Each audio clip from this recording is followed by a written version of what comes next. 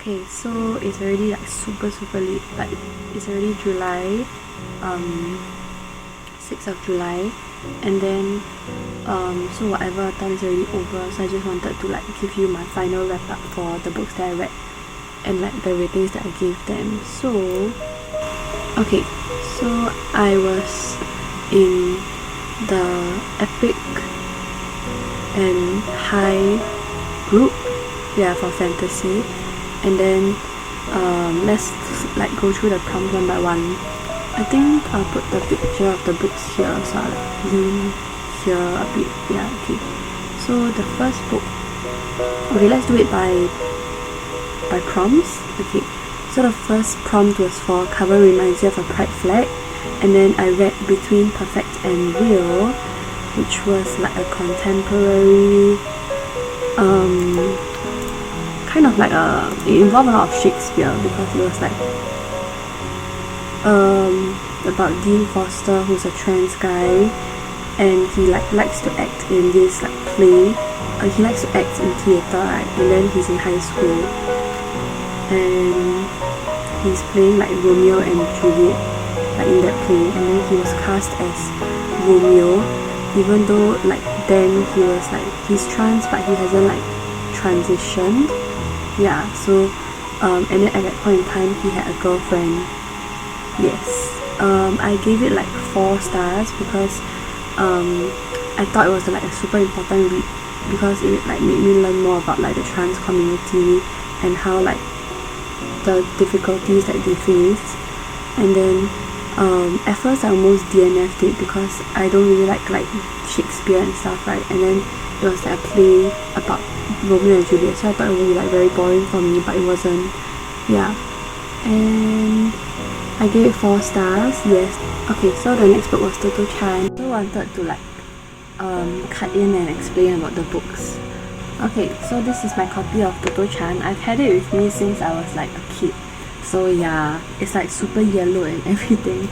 It's an engaging series of childhood recollections telling about an ideal school in Tokyo during World War II that combined learning with fun, freedom and love. This unusual school had old railroad cars for classrooms and was run by an extraordinary man, its founder and headmaster Susaku Kobayashi, who was a firm believer in freedom of expression and activity. Then we follow Tetsuko Kuroyanagi. Yes. Okay. So the first page is already so like oh my gosh, it's really interesting, and there's like small like illustrations also like this. One last thing is I wanted to let's look at the inside for the first time together. Oh my god, it's pink. It's so cute. What the heck? It's like there's nothing, it's just like that. Yeah, and it says Asian edition. Oh, okay, yeah. And I found out while reading that it was actually a memoir, like a non-fiction. And I didn't even know that while I was reading it in like primary school. Like I'm sure I've reread this like more like time since then, right? But then I don't know, it just never clicked that it was like a non-fiction memoir. Yeah, and I can't believe that it was like, because okay, how do I put this? So I don't normally like to read non-fiction or like memoirs and stuff, because it's like I find them like super boring, even though like they may teach me something. I just like cannot get through them, so I either like DNF them or like just take super long to read them, then I'll get into like reading slump, you know. But yeah, this book, right, okay, it answered the prompt of reread a comfort read and translated. Okay, so the translation, right, it was done so well, because like when I was reading it I also didn't like know that it was translated like previously. Yeah. And then yeah, because it's like I don't know, like the story flows really well. And then I've read like other translated books before, and it's like you can tell that it's not the original language that the author wrote in, because like I don't know, you just know that the feeling that the author originally wanted to give and the translation is not exactly the same. But that's different with this one, Toto-chan, because like oh my gosh, it's so well, the writing is just amazing. And then I think I have mentioned this in like a clip somewhere, but like you know, it says here, it's written by Tetsuko Kuroyanagi, right? And then like this book is like in little short stories about Toto-chan's life in elementary school. And then like there was one point where one of the short chapters were like saying how her name is Tetsuko, but then most people call her by Toto-chan. And I completely like, it didn't register in my mind, you know, that like this was her life. I also don't know how. Yeah, and then I really love the headmaster in this book, Susaku Kobayashi. He's such a brilliant headmaster. I cannot, like, this elementary school is so magical, and the way that their teaching methods are really like unconventional, and then I'm just like, wow, like, you know, it's so good. Yeah, and then I just really enjoyed my reread. Yes. So okay, I gave it 5 stars this reread. Originally I only gave it 4 stars because when I first rated it, right, I couldn't really remember the story, so I just rating it based off on the vibes that it gave me. So yeah, I couldn't justify why it would be a 5-star, but then now that I've reread it the second time, I can like confidently say that it's a 5-star read for me. And like I also mentioned it in my Goodreads review that it will always be the standard which I hold future non-fiction books and translated books, because I really like love this book so much, and I'm not someone who enjoys reading non-fiction books, and normally, yeah. Author's debut,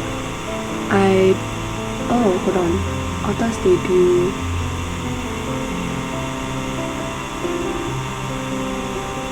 Oh, okay.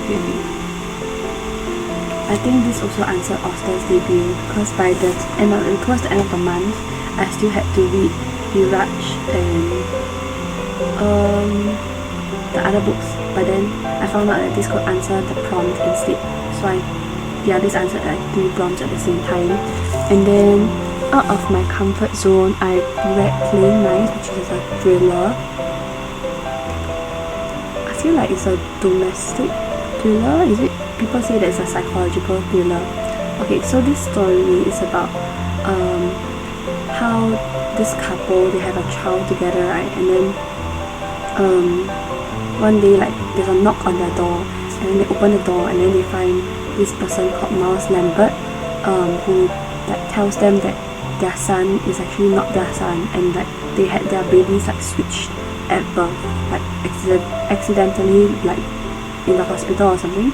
Yeah, and then it's a little bit tricky because like Pete Riley is the first couple, right? The guy in that relationship, and then their son that they brought home was named as Theo. Okay, but their birth son, which was like taken by Miles Lambert and his wife, is called David. Okay, and the thing is, David is like a little bit of a child that requires more attention too, because like he has some health condition, I think, and like Miles Lambert's family is more well off, and then like they are better able to like provide for David in terms of like the equipment he needs, the medication he needs, so on and so forth. And then Pete and his wife, I think she's called Maddie, like they're less well off, yeah, but they still like they love Theo a lot, and then they try their best to like to raise him as their son.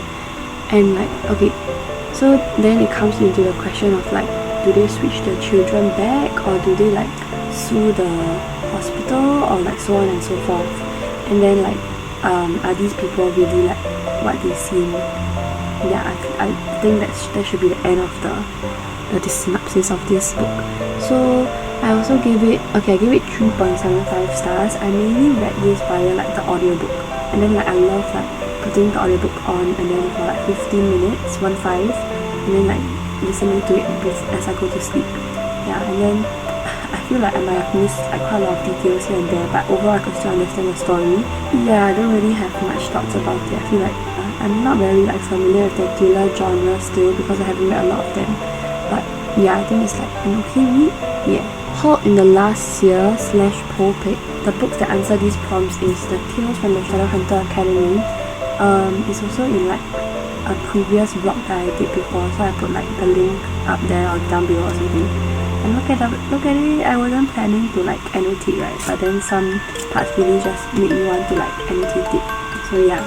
And okay, this story is about Simon Lewis, and it follows like the events from the first 6 books in the series, the Mortal Instruments series.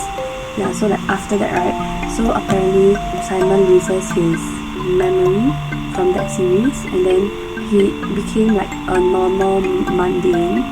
But then now like he went to the Shadowhunter Academy to become trained as a Shadowhunter and eventually see whether or not he can drink from the Mortal Cup and ascend to become a Shadowhunter. Yeah. And then it's like in short story format, so if you can see, right, like these lines means like another chapter. Yeah.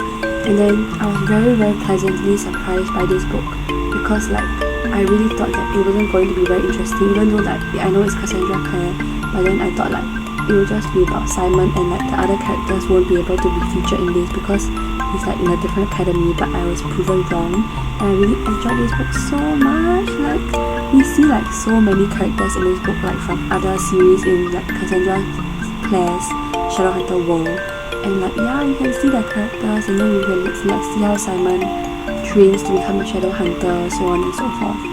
And yeah, I really enjoyed this, so I give this 5 stars. Yes, so these 2 books were 5 stars. One is a reread, one is an e-read.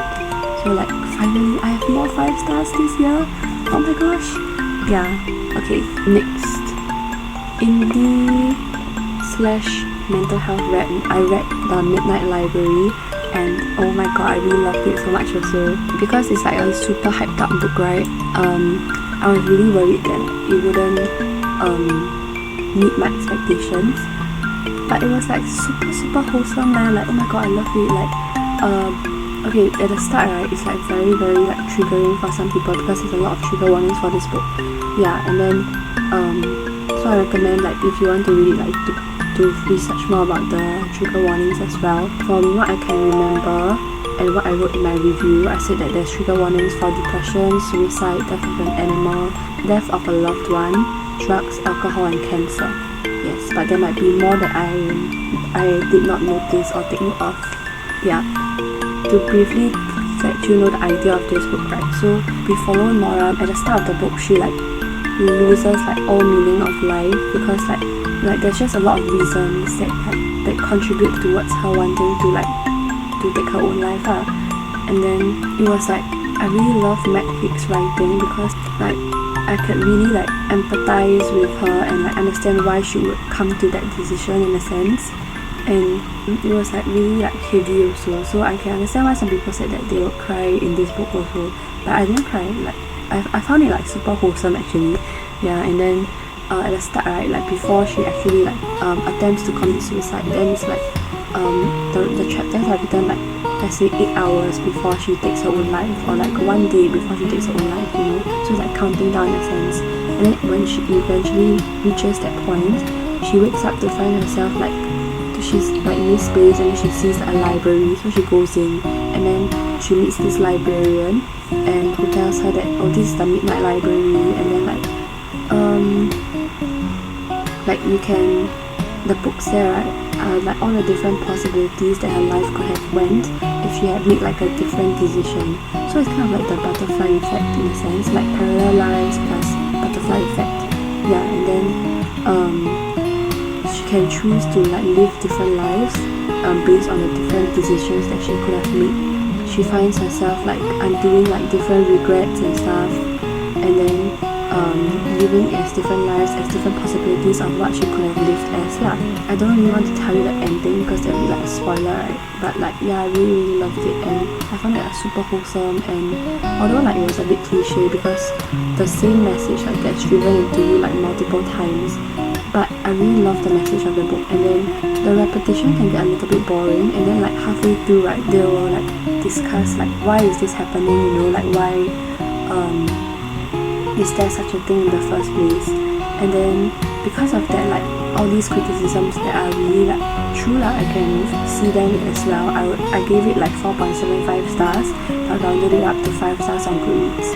Yeah, because like it's super super wholesome. And then like, I just want to talk about like spoilers a little bit, so I just like put like a spoiler something or something. Yeah, so it's not a big spoiler actually. I just found it like really interesting that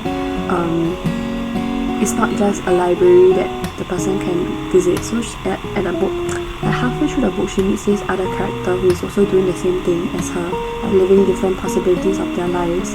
But just that instead of a library, he sees like this a video game store, and then like he will just play like, is it a VHS tape or something, to like live the different lives instead of Nora, who has to like pick up a book and then open it and read the first line. Yeah, I just found it like really interesting. Yeah, that's all I want to say about this book, which is super good. I really like recommend you to pick it up if you can like take the trigger warning and stuff. Yeah, POC rep and the last letter of the previous title is the same as the first letter of this title. The book Now That I Found You will answer those two prompts, and after I finished Toto Chan, I picked up that book. Yeah, so it really reminded me of Seven Husbands of Evelyn Hugo, just that it's like a YA version and a YA contemporary version. Like, because we also follow like these people in Hollywood, and then there's like the main character's grandma is Gigi, right? And then she was like acting, like she still is like a big hotshot in Hollywood, and then like she just gives me like Evelyn Hugo vibes, yeah. And then I found like the writing really good. So it's written by Christina Forrest, right? And then her previous book, what's that called? I Wanna Be Where You Are. Yeah, it's like quite good. I really love her writing also. And then, okay, so to tell you about this plot, right, it's like Evie Jones is 18 years old and she was poised to become Hollywood's next big star until like her best friend's betrayal led her to like completely like derail from her tracks lah. And then the opportunities that were going to go to Evie Jones went to her friend instead, which is like, oh my god, you know. Yeah, and then so because of that she has like trauma and like doesn't want to like make any more friends anymore. And then to save her career, she like gets this offer from her grandma Gigi's ex-husband. Says to Evie that I'll cast you in this like remake of a very like popular movie that brought Gigi to fame.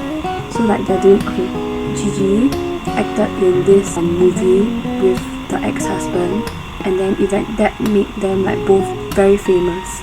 And then now like many years later they want to like make a remake of it, and then I think the director is the ex-husband.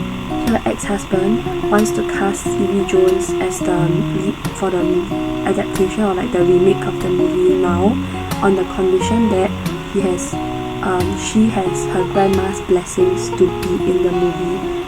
Yeah, and then that's why Evie like gets on a plane to go and find her grandma and like, speak to her about this lah. And then from there she meets this person. I think is he called Milo? Yeah, Milo. Yes, Milo, my favorite drink. Okay, not my favorite, but one of my favorite drinks. Yeah, anyway, so Milo is like staying in Gigi's like house because like they became friends and stuff, and then like Gigi is like trying to help out Milo as well. But then Evie is suspicious of Milo because like she thinks that he's there to like for her money or like trying to scam her like in some way or another. So at first she's like very very like hostile towards him, but then they come to realize that both of them actually like have more in common than they thought, and from there like a romance blossoms. Yeah. So from this story, I gave it 4 stars because I love the writing. Gigi reminded me of Evelyn Hugo, and it was like very cute and very fast paced. But just that the ending I didn't really like too much. I thought it was a little too convenient. But yeah, it's a good read, cute read if you want to pick it up, you know? Yeah.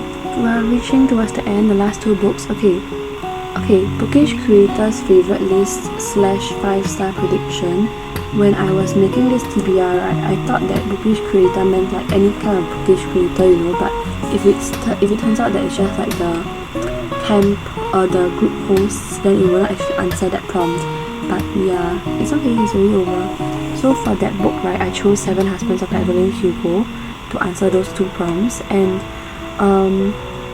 I'm sure like a lot of you already know what it is about, but it's just about this Hollywood movie icon, right, Evelyn Hugo. She is finally ready to like tell the world about her 7 husbands and like how how she met them and the story and so on. And she chooses to tell her story to this reporter who is like a very like small reporter, like unknown, called Monique Grant. And yeah, so from there she like tells her whole life story, and it's like historical fiction, romance, LGBT. Yes, and I listened to the audiobook as well as I was reading it, and I gave it like, I think I gave it 4 stars. Yeah, because this was a book where I think like the hype was a little too much for me, and then also like I don't really know what to say. It's just like it's interesting to know about her 7 husbands, but it wasn't like anything mind-blowing, you know. Like the writing was very, very good, but then I have nothing else to say other than that. Like, yeah, it was just interesting, and then it's just 4 stars, you know.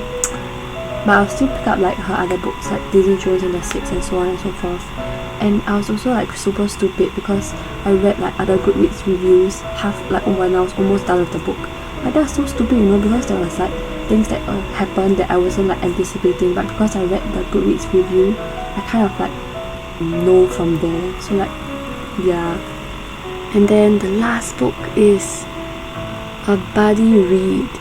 Yes, the last prompt is a buddy read. Oh, before that, another prompt is cover with your team color. Like most of the books that I read has like black on the cover, so like it would have answered a lot of prompts for that. Yeah, so the last prompt is for buddy read, and it was my first time buddy reading a book with my friend, so I'm like kind of happy, but also like the book itself was kind of disappointing. So the book that I read was The Cost of Knowing by Brittany Morris, who wrote Slay, which I gave 5 stars for. So this book, right, Cost of Knowing, is about 16-year-old Alex Rufus. So he has this kind of special ability ever since like his parents like passed away. He has this ability to like the moment he touches something, right, he will see like the future and what will happen with that item. Yeah, so for example, when he touches an ice cream scoop, he has a vision of him using it to scoop ice cream. So like that's why he doesn't really like to like touch people or touch other objects as well. And then he has a girlfriend called Talia, and he has a brother called Isaiah. Yeah, so he, because of his ability, right, he finds out that Isaiah is going to like die soon. So he's trying to like make up for the remaining time that they have with each other, and then not have any regrets. Yeah, and this was like super disappointing. I gave it like 2 stars because also trigger warnings for racism and death of a loved one. So my friend and I were like both disappointed with this book because we both read Slay and both gave it 5 stars. And then I didn't like any of the characters. Like they weren't like characters that I wanted to root for, and then I also had issues with like the pacing of the story. Like some parts were like too slow, and then some parts were too fast, and then like it didn't really like flow enough for me. And then like nothing much was happening throughout the book. I felt like the concept was good, but the plot was very simple. And then at some parts it felt like the author was using the characters to give her commentary about racism, like rather than the characters speaking from the characters' heart themselves, you know. It was like a little bit cringy also.